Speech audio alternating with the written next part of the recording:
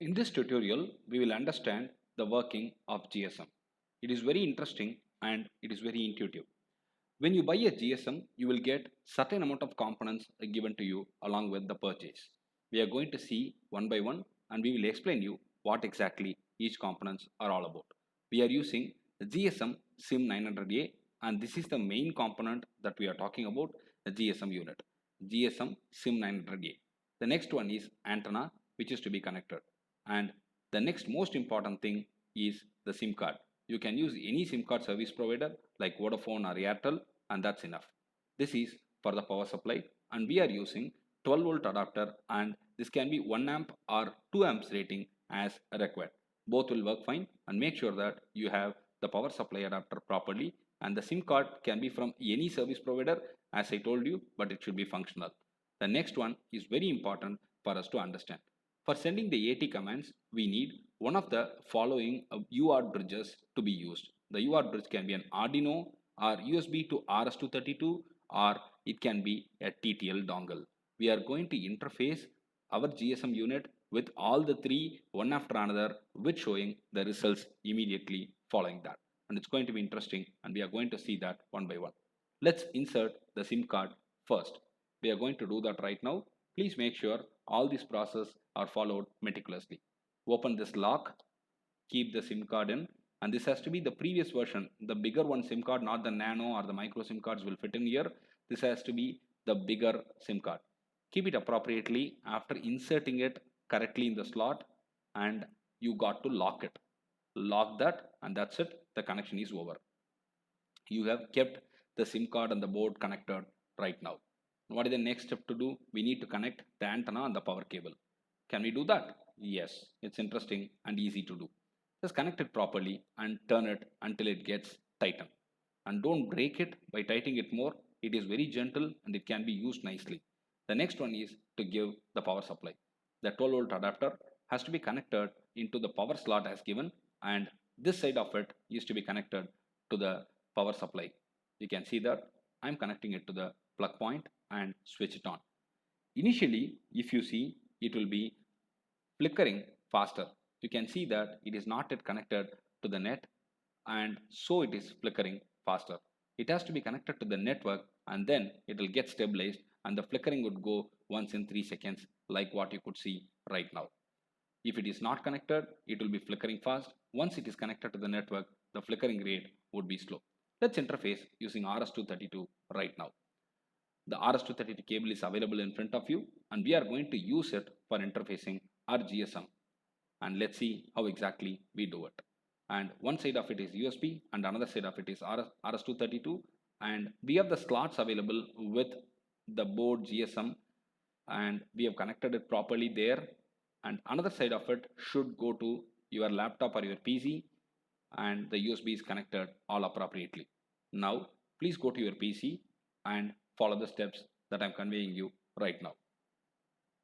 It is a step-by-step process. Please go to device manager and see if COM ports are all updated properly. COM4 is updated as you have seen.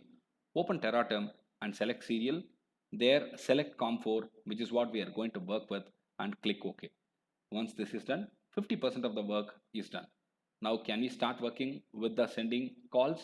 Yes, we are going to make calls right now with the simple process that you have to follow. Just check if things are fine by pressing or issuing AT command. You get OK means things are all okay.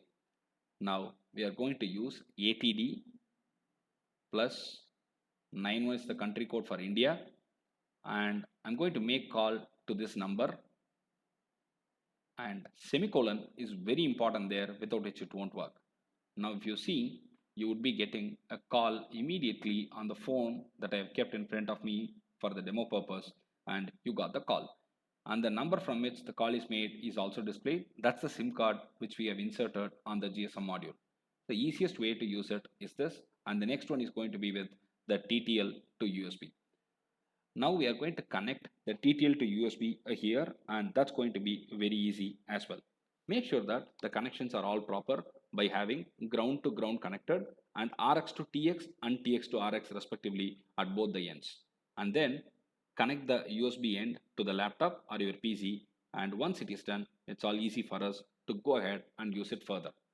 The procedure is almost the same right now, like what we have done in the past.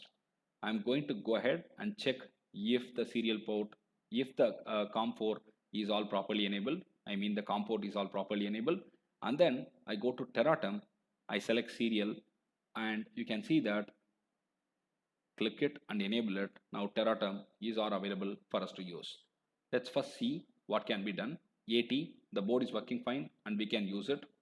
Now we are going to make calls right now with the same set of commands. There is no change in the commands. ATD plus mobile number, which is prefixed by country code appropriately. And once it is done, it's all pretty easy. You should get a call and complete the command with a semicolon without fail, which is very important. Now you must be getting a call in front like what you have got in the previous time. It's all very simple and the call has come right now, and you could see that the SIM number, the mobile phone number is also updated properly. I'm cutting the call and let's go ahead and interface Arduino Uno. This is the third way of doing it. It's slightly complex compared to the previous two methods, but this is easy as well when you compare rest of the complex interfacing exercises. We need to interface things properly as we have shown you on the circuit diagram. Now make sure that you have got the ground connected properly from the Arduino to the GSM board. The 9 and 10 pins of Arduino should be connected to TX and RX because we are using software serial, and then connect the USB appropriately to the laptop as I'm doing right now. The connections are very important. Please remember we are using software serial. Now what do? We need to open the Arduino IDE and we are going to run the code which is typed and ready for you to use. The code is very simple and it is self-explanatory as well. You can see that we are using software serial library and the COM port is to be checked if it is enabled proper, and once it is done you can upload the code after compilation. 9 and 10 are the pins used, and remember they are very important. And you can see that we are going to open the serial monitor after the uploading is done. Make sure the baud rate is selected properly. Both NL and CR are to be clicked. Now in the COM port we can issue the commands. Issue AT to see if you get OK. That's all, you got OK, which means that things are all perfect. Now we are going to make call with ATD plus 91 is the country code for India. Type the phone number that you want to make the call with and give semicolon as usual. Click enter. You should be getting the call in seconds and that should be available in front of you as a result. And you got the call along with the update properly, and this is the way you can interface the GSM module. Thank you.